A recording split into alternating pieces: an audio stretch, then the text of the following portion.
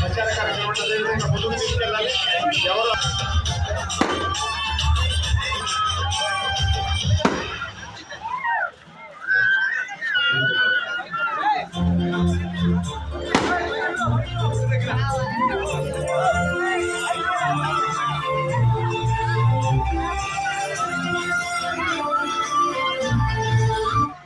ఇప్పుడే వచ్చేటప్పుడు ఒక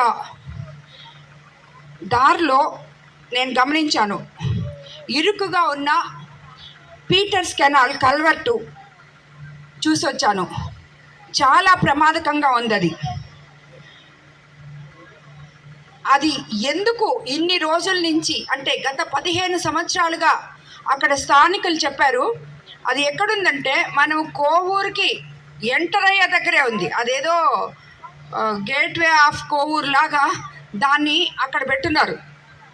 అది ఎంత వాసనగా ఉందంటే చాలా అస్సలు ప్రజలు అక్కడ నివసించేలాగా లేదు. కానీ దాని చుట్టుపక్కల నివాసం ఉంటున్న ప్రజలు వచ్చారు. నేను అక్కడికి వెళ్ళగానే వాళ్ళు చెప్పారు, గత 15 సంవత్సరాలుగా ఆ కాలువని అస్సలు ఎంతమంది వచ్చినా ఎంతమందికి చెప్పినా దాన్ని పట్టించుకున్న నాదులే లేడమ్మా, ఇక్కడ మేము అసలు ఉండలేకపోతున్నాం అని చెప్పారు.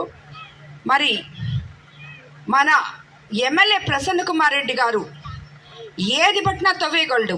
ఆఖరాకి కనిగిరి రిజర్వాయర్ కట్ట కింద తవ్వేస్తాడు, గ్రావెల్ తవ్వుతాడు, ఇసుక రీచ్లు ఎత్తుతాడు.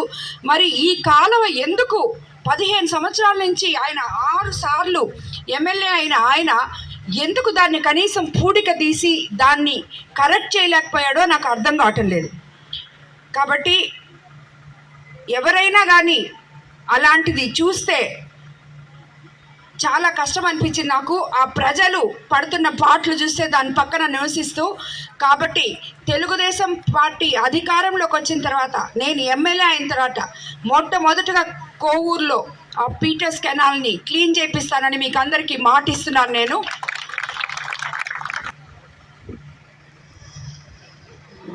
తనని చెప్పి మాటిస్తున్నాను. పిఎస్ఆర్ కాలనీలో డ్రైనేజ్ కాలువ సమస్యగా ఉందని విన్నాను. సీసీ రోడ్లు కానీ డ్రైనేజీలు కానీ ఎలాంటి అభివృద్ధి పెండింగ్ పనులు ఉన్నా మన తెలుగుదేశం ప్రభుత్వం అధికారంలోకి వచ్చిన వెంటనే చేపిస్తానని మీకు అందరికీ మాటిస్తున్నాను.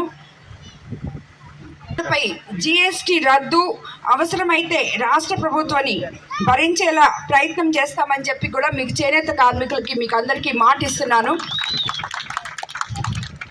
ఇక మీకు ఎటువంటి సమస్యలున్నా ఇక్కడ గుమ్మల దిబ్బలో అవన్నీ కూడా నేను ఎమ్మెల్యే అయిన తర్వాత తెలుగుదేశం ప్రభుత్వం అధికారంలోకి వచ్చిన తర్వాత అవన్నీ కూడా పెండింగ్ పనులు ఏమున్నా కూడా ఆ సమస్యలన్నీ తీరుస్తానని చెప్పి మీకు అందరికీ మాటిస్తున్నాను. మీకు అందరికీ తెలుసు, నేను మీకు సేవ చేయడానికే నేను రాజకీయాల్లోకి వచ్చాను. నేను రాజకీయ నాయకురాలిని కాదు, మీ సేవకురాలిని. మీలో కలిసిపోయి మీ సమస్యలు తెలుసుకొని మీకేమి అవసరాలు ఉన్నాయో తెలుసుకొని అవన్నీ తీర్చడానికి సేవకురాలిగా మీ ముందుకు వచ్చాను. కాబట్టి నేను ఏవైతే మీకు చెప్పానో అవన్నీ కూడా తప్పకుండా చేస్తానని చెప్పి, మీ పెండింగ్ పనులన్నీ ఏమున్నా ఏ సమస్యలున్నా అవన్నీ తీరుస్తానని చెప్పి మరీ మాట ఇస్తున్నాను.